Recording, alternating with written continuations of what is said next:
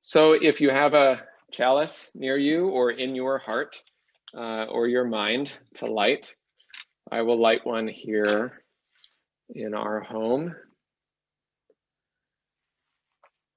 And with these words from Sophia Lyon-Fahs, one of my favorite pieces of writing from our faith tradition, simple and clear from a good religious educator.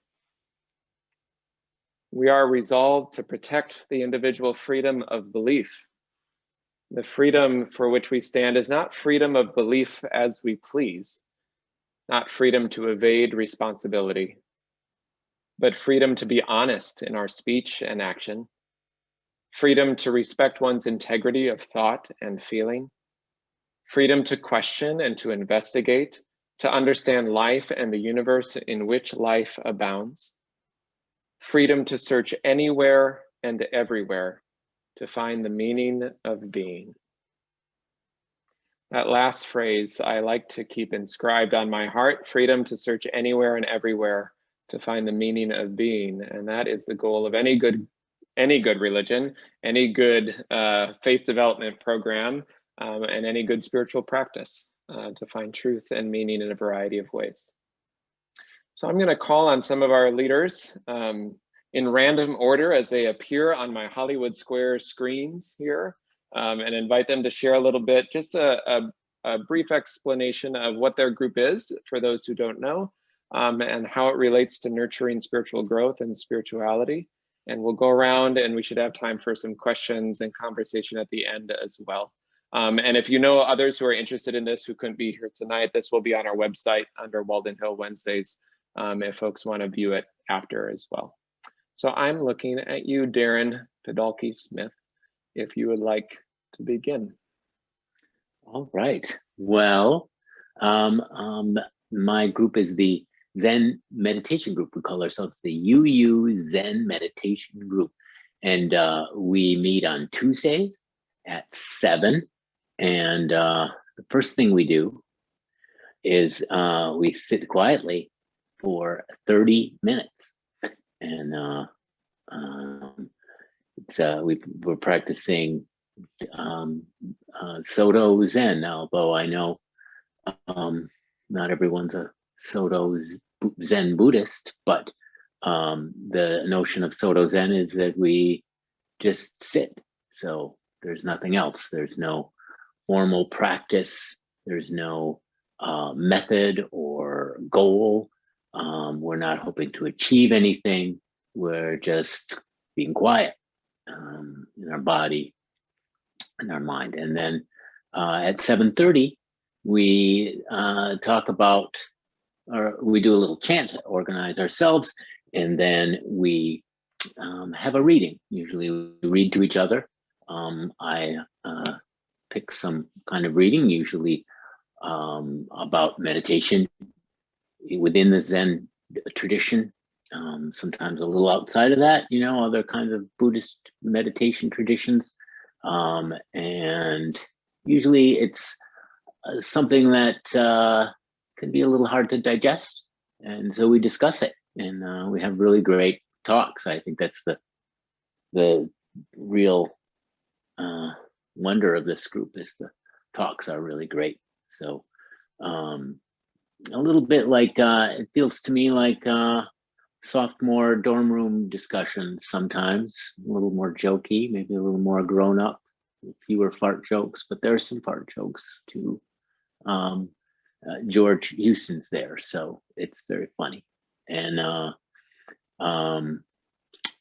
yeah, that's then we talk. Usually I have to kind of get people to wrap it up. It usually brings up a lot of big issues. We talk about not just meditation, but meditation as it relates to suffering, how to take action in the world, how to have a relationship with your work, with death, commitment, those kinds of things, and it would very much take a kind of open mind towards all of it. And that's a group of equals, and we share and explore. And that's it. And we finish promptly at 8:30. That's my goal. And we usually sit for just another minute at the end. So yeah, that's the Zen meditation group, Tuesdays. Awesome. Thank you so much, Darren. Appreciate that. And again, if you have questions or comments that you want to make sure get recorded and in the chat, feel free to put those there to make sure we can address them at the end too. Thank you for not only leading, but being willing to share tonight as well. So our next presenter is going to be Peggy. Peggy leads the Course in Miracles, and I'll spotlight her video here. Peggy, if you're able to unmute there, and you can share a little bit about your group. Okay, with pleasure. Thank you very much for doing this. I really appreciate it. The Course in Miracles group has been around the church, I think, for probably about 10 or 12 years now. We've had a lot of the same people. We've lost 3 members, and they're still members of our group as far as we're concerned. But we read this book, A Course in Miracles, which came out in print in about 1976. And it's from material that was dictated to a Jewish psychologist in New York City. She taught at one of the big hospitals there. I forget which one. And she and her department chair took this dictation and then transcribed the material to get it into print and whatnot. The source of the dictation we believe to be the person who in that lifetime was known as Jesus. And he explains a lot of stuff that has gotten mixed up in the Bible through the years and so forth. But he talks about love and reality, being that love is the only reality that there is. Everything else is part of time and will end and fade away and so forth. And in eternity, the only thing that really exists is God, which equates to love. The program that we do is on Monday mornings at 10 o'clock. And we have pretty much the same sequence of activity every week. We read the introduction to the course, which is very brief. And I'll just read it to you because it gives you a little flavor of what the material is like, which uses incredibly beautiful language. Mostly in iambic pentameter, oddly enough, which is what Shakespeare mostly wrote in. But the introduction says, "This is a course in miracles. It is a required course. Only the time you take it is voluntary. Free will does not mean that you can establish the curriculum. It means only that you can elect what you want to take at a given time. The course does not aim at teaching the meaning of love, for that is beyond what can be taught. It does aim, however, at removing the blocks to the awareness of love's presence, which is your natural inheritance. The opposite of love is fear, but what is all-encompassing can have no opposite. This course can therefore be summed up very simply in this way. Nothing real can be threatened. Nothing unreal exists. Herein lies the peace of God." And that's the entire introduction. And then there's a textbook, and then there are 365 lessons. So we take 365 because you're supposed to basically take one lesson a day and read through that and repeat it a few times throughout the day to help you understand how the premise of the course and this life that we live is different in lots of ways from the way that the world sees things. So it helps with that. So we read one of the lessons, and then we read part of the course, and we work our way through the text. We've gone through the text 2 or 3 times in the time that we've been doing it at UU. And we're on, I think, the 3rd time of going through the lessons. but every time I read something, it's like fresh, because I'm not the same person that I was the last time that I read it. Nobody's the same. And, we all, are at different points in our spiritual growth on an ongoing basis. So that's basically what we do. And, around it, we have tons of conversations about how to apply it to things we run into in the course of our lives. And I think, that's one of the most treasured things that this group has with regard to, participating in this group, is that we all support each other. We all try to help each other find the loving way to look at any situation. The way to heal ourselves is through forgiveness. And forgiveness is, is the ultimate path, toward, eternity and another level of existence, the one we all want. So, we just try to support each other within, that regard. So we have, we average, I'd say between 6 and about 10 people on, Monday mornings. We sometimes have up to maybe 15. We've had dozens over the years, and people who have come from other parts of the country or the world visiting the clinic, whatever it may be, and they look up online and come join our group for a week just to participate when they're here in Rochester, which is really fun too. We hear how other groups operate. So that's basically what it amounts to, and we have a good time. We laugh a lot, and that's a good thing. So it's a very happy, joyous, loving kind of a thing. So that's the Course in Miracles. Great. Thank you, Peggy, for that overview. And yeah, it is fun and interesting to think about now in these days, how we're gathering with folks across distances that maybe, in these virtual days as well. Great to hear about your group and your commitment and leading. Yeah, thank you for sharing tonight. So we'll move to a duo of presenters for the Chalice Circles, which you hear about occasionally. One of our larger groups in the last couple of years in terms of how many groups there are.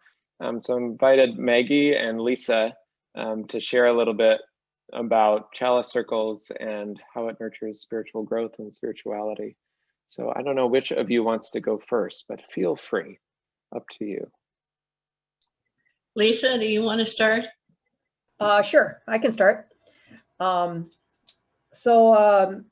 There are, I don't know how many Chalice Circles there are at church. There's probably 7 or 8. And each group has anywhere from 6 to 15 people in it. And they've been around the church for probably 7 years. I felt connected to almost as soon as I started attending the UU church. And it's creates a connection with other folks. There's resources included. It's an opportunity to practice deep listening, which is an amazing experience and it's a good skill to create and to practice. And when someone is practicing their deep listening, when you're speaking, it's a real gift.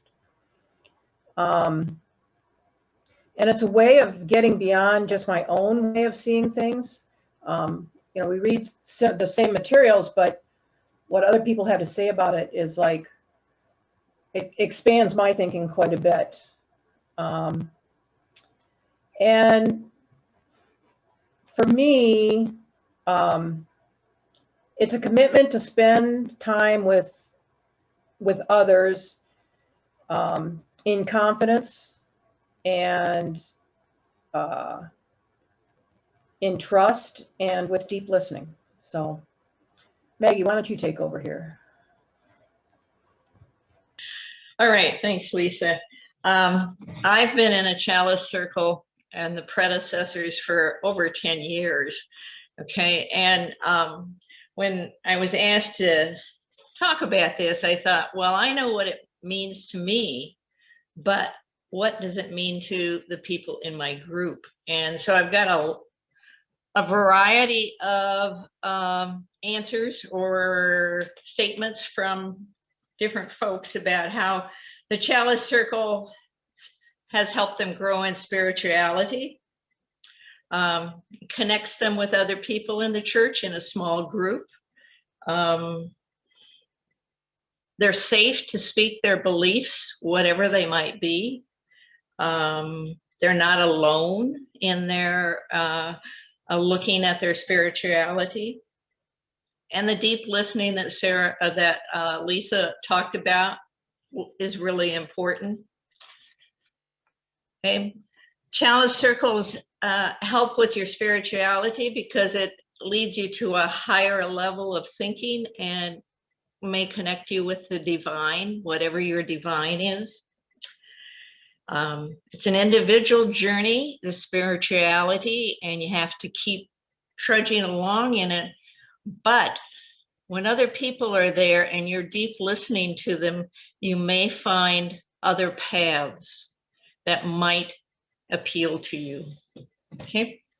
And then the resources, the soul matter packets, while they contain lots of connections, they might sort of ripple or tweak your interest in ways you've never thought of before. Okay?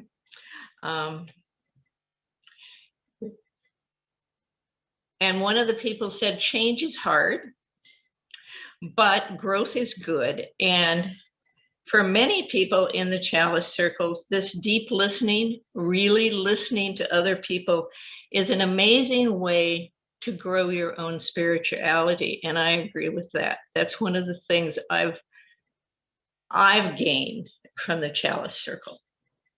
Okay. Thank you. Great. Thank you, Maggie. And thank you, Lisa, as well. I know that a lot of folks, especially newer members, find that those Chalice Circles are great, and all of these groups, but in particular, the Chalice Circles is a great entry to kind of exploring the monthly themes and kind of getting a sense of what are these monthly themes and kind of having a chance to go deeper into them as well. So thank you for your reflections and your leadership there. Next, I'll invite Frank Trictanis. If you want to share, good evening. Thanks for joining us and presenting tonight, Frank. Thanks, Lee. I'm going to talk about two groups, the UU Buddhist group and the Bible study group. The UU Buddhist group was started back in February of 2008, which always surprises me. We've been around for almost, well, for 13 years. Generally, it's a book club. I mean, most sessions are based on reading a book. Are based on Stephen Batchelor's Buddhism Beliefs, which is kind of a basic introduction to secular Buddhism. And I think that set the tone for this class, for this study group, or Buddhist group, or whatever we are. Our approach to Buddhism is kind of a secular Buddhism. We're not really followers of any traditional group. We're looking kind of at Western Buddhism. In the course of the years, we've read books from almost every version of Buddhism and most of the Western movements in Buddhism, and we've read the other Stephen Batchelor books. Our orientation is kind of how do you live in today's world with kind of a Buddhist outlook? How do you deal with the different problems and with the realities of the way a world that's in many ways considerably different from the world of the Buddha, and in some pretty basic ways not different at all.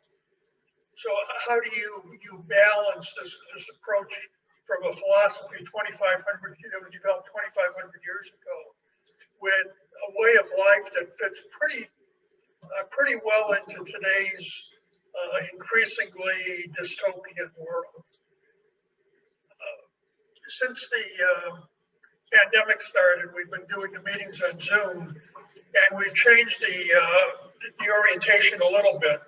We've been basically reading magazines or reading articles from Buddhist magazines, mostly Tricycle. And as it's happened, these articles have pretty much fit what's been going on in the last year. We've looked at things on racism and the pandemic and climate change and how Buddhists react to these topics, how we approach these from a Buddhist standpoint. Usually at the meeting we do about 15 minutes of a silent meditation, just to kind of calm down a little bit and start the discussion. And usually in the course of the discussion, we digress a lot. I mean, we stay with kind of the core material we're looking at, but that generally leads off in a lot of different ways, and often reflects what's really going on in the world. So we meet on the first Monday of each month. There's a mailing list, so I generally send out an article to the mailing list as soon before as I think of it, which often is not really soon enough, because somehow the first Monday of the month has a way of sneaking up on you. You're not paying enough attention, which I guess is a Buddhist lesson right there. So the other group I want to talk about is the UU Bible Study Group, which the official name of the class is the Bible as a Historical Document. Hey, Frank. Sorry. Frank, you're just your volume seemed to be getting lower, at least for me. There, it was hard to hear. I don't know if you're able to sit a little closer. That might be it. I don't know. Yeah, I have some trouble with the microphone I usually use, so I'm using the microphone that's built into the laptop. Yeah, it's kind of it's soft and kind of cutting in and out a little bit. I think others are having a little issue. I don't know if it's probably not easy to change at this point, is it? I have no real idea how I would change it. Yeah.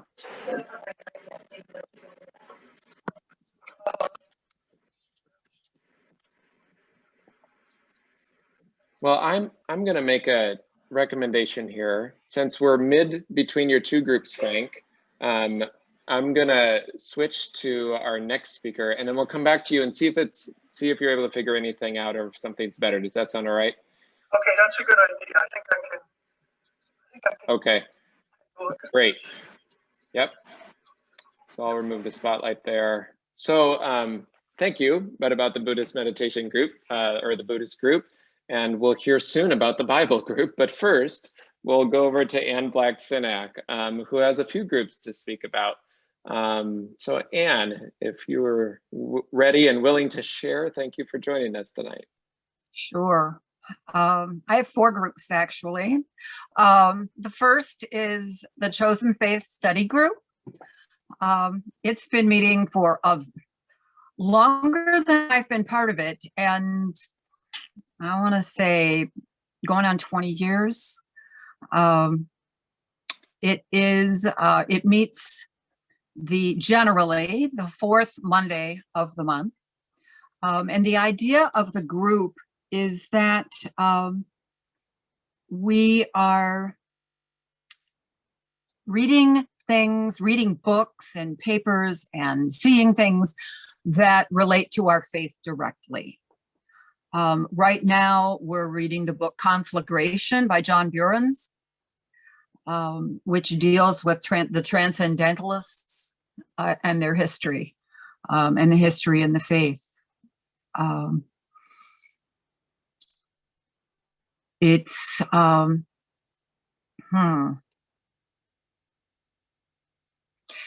it's a discussion group. It's a study group. We read material between the sessions, and then we meet for a couple hours. We meet at 7 p.m.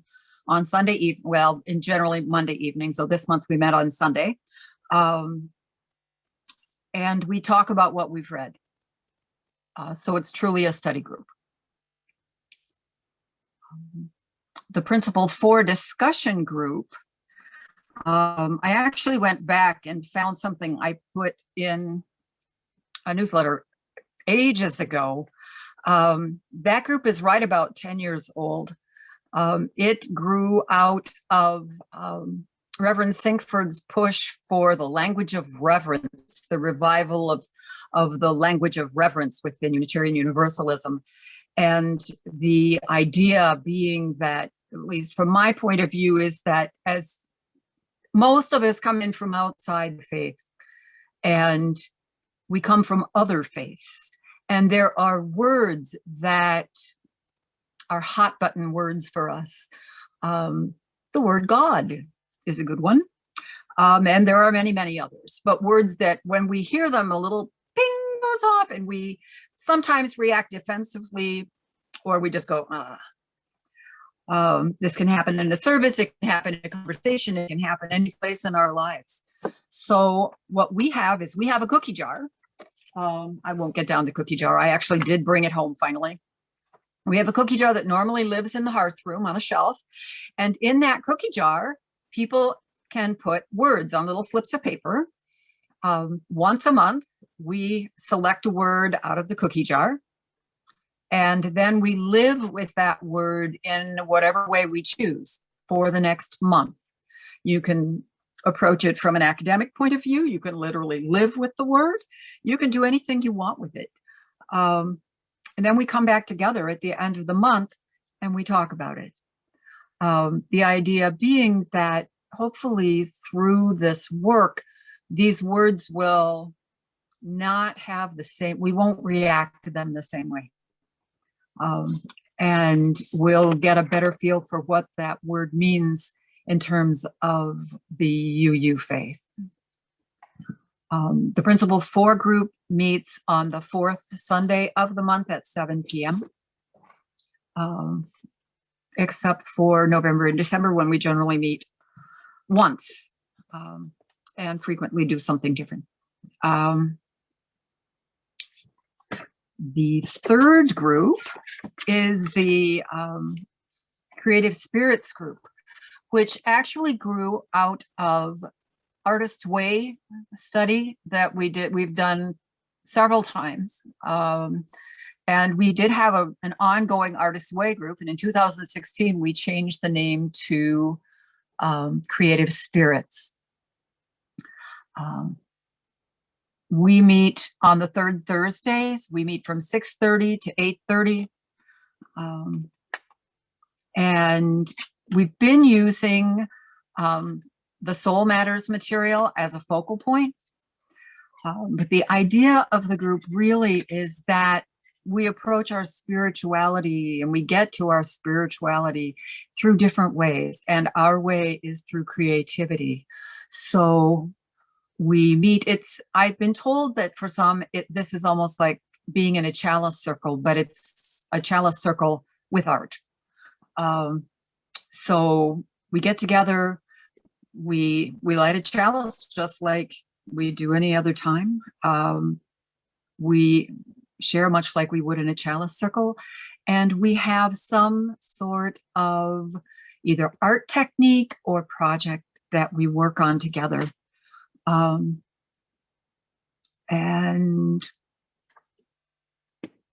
it's not a big group usually, which is great. But anybody is welcome to join us. We are always welcoming new people. The last group that I wanted to mention is the Caring Crafters group, which, while it doesn't sound like it would really address spirituality, in many ways supports the spiritual life of the church. The Caring Crafters group has made prayer shawls, comfort shawls that have been given to people who have had illness or need a form of getting a hug from the congregation.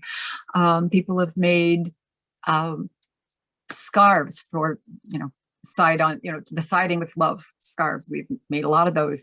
We've also made blankets to give to the high school graduates, make fleece blankets to give to them. There's actually have a chalice embroidered in the corner, and we usually make them in their high school colors. We also make blankets for child dedications using a pattern that Sandy Ramage created. And we are always welcoming anyone who wants to join us. It meets on the second Thursday. It meets in the afternoon at 1 o'clock. We do meet online. We each bring our own work to a Zoom meeting, and we sit there and we talk and we work and solve the problems of the world. You don't have to be able or want to do any kind of needlework in order to participate in the group. We do teach people to do it. We also have yarn and needles and things that we have at the church that we've had to help supply our needs for shawls and scarves and things like that. But we welcome members. I take care of the distribution lists for all of these while they're on the calendar for the church. I do send out reminders as well as the Zoom links for each one of these groups, as well as what you might need to do for the next month. I have 2 other notes that I made myself. Just things to watch for that aren't going on right now, but that have gone on in the past and may pop up again this year. And that is something we've called in the past science fiction summer, which again doesn't sound very spiritual, but social justice is a large part of being a UU. And we choose science fiction or fantasy books that have something relating to social justice that we can talk about. And then we read generally a book a month during the summer, so usually 3 books. And we meet and we talk about them. It's actually quite a wonderful way to spend your summer. The last time we did it was 2019. We didn't do it last summer, but we read Philip Pullman's series. And I have no idea what we might do this year. The other group I've been thinking about is starting up another Artist's Way group, which is it's a prescribed curriculum for approaching creativity. We tend to do it through a lens of spirituality. So does Julia Cameron, just she's not a UU. So it's an Artist's Way that's modified for UUs. And I think that's probably it for now, unless people have questions later. Thank you, Anne. Appreciate that. You're a quadruple threat there in all those various groups in your leadership. I appreciate you sharing. We'll go back to Frank and see if we can hear you any better, but even if we can't, we'll strain to hear what we can. Frank, if you'd like to share about the other group. Can you hear me better now? At the moment, yep. We'll hope it continues. Okay, I think I fixed the problem, possibly. So the next group is the UU Bible Study Group, whose official name seems to be the Bible as a historical document. We started in October 2014 with Jim Olson leading classes on the New Testament and myself leading classes on the New Testament. Our approach is to look at the Bible as a book reflecting the historical periods in which the various parts were written. So we're really not a standard Bible study group in that we're not trying to make sense out of the content, although we sometimes get into it, but how they were written and when they were written and why they were written. In the last 100 years or so, there's been a lot of work in the historical critical method of Bible interpretation, which is an attempt to separate out the kind of the inner workings of the Bible, the structure that the Bible was actually written on. So we try to follow that to a certain extent. So my specialty is kind of the New Testament, and the New Testament, I try to look at the sources of the various books and what documents actually went into the writing of them, and periods of time the different books were written, and what happened between when Luke wrote his letters and when Mark wrote his first gospel, for example. And actually a lot happened in that period of time. We try to look at who Jesus actually was, and what the circumstances of his life were, and try to take some wild guesses at what he thought he was doing. None of that, in my opinion, is very clear from the Bible. I mean, the Bible is a very structured narrative of a life of a person who, at this point, we can know almost nothing about. The earliest documents we can find relating to him are probably 50 years after he lived, well, maybe 40 years after he lived. And those documents are kind of embedded in the different gospels. And you can kind of take them apart and kind of look at his life. So right now we did have kind of a plan that we've been vaguely following, where we generally look at the Old Testament for probably half the year and then go and look at the New Testament for the year, and try to present different sequences in those. Jim was going to do a period on the prophets, and if not for COVID-19, that's probably what we would be doing now, looking at some of the prophetic books of the Old Testament. Jim doesn't like Zoom and feels uncomfortable running a class on Zoom, so we decided to just go back and start back with Genesis again. And Genesis is the book we started with back in 2014. Originally, this was going to be a 6-session class. We were just going to do a quick overview, maybe spend 3 months doing an overview of the Old Testament and 3 months doing an overview of the New Testament. Well, 6 months later, we were almost finishing with Genesis. So it's taken a little longer than we thought it would take. And going back to Genesis now, I can see why. We've done, I think we've done 3 sessions so far. And the next session, and we meet on the second Sunday of each month. The next session is going to be on Sodom and Gomorrah. And everybody knows the story of Sodom and Gomorrah, but we're going to look at how the different interpretations started out. The story of Sodom and Gomorrah was not always as we understand it today. So we're going to take a look and see just how a story that started out about one thing has become a story that's about current affairs, kind of.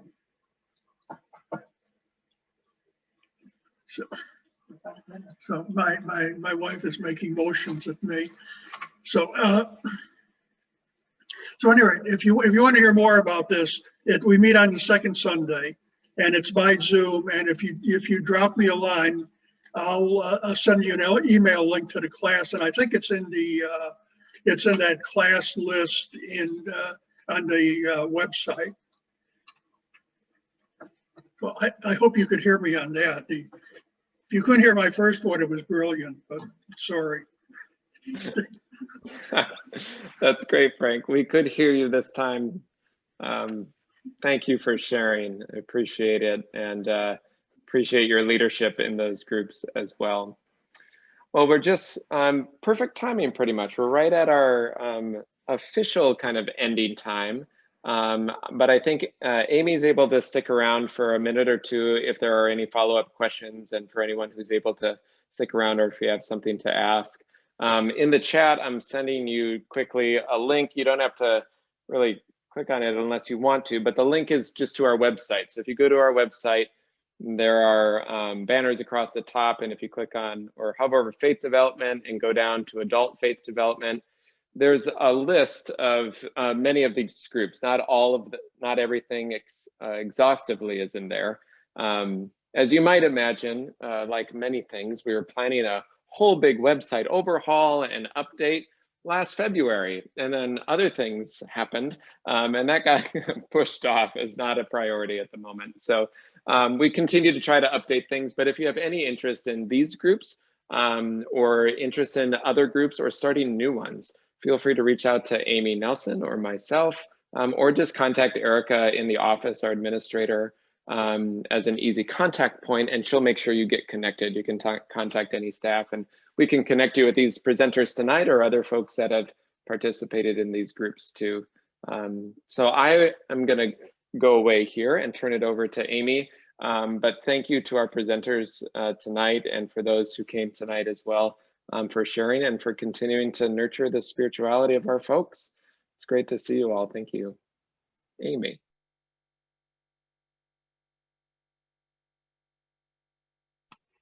All right. If anybody has any questions, you could raise your hand or you could just pop in. But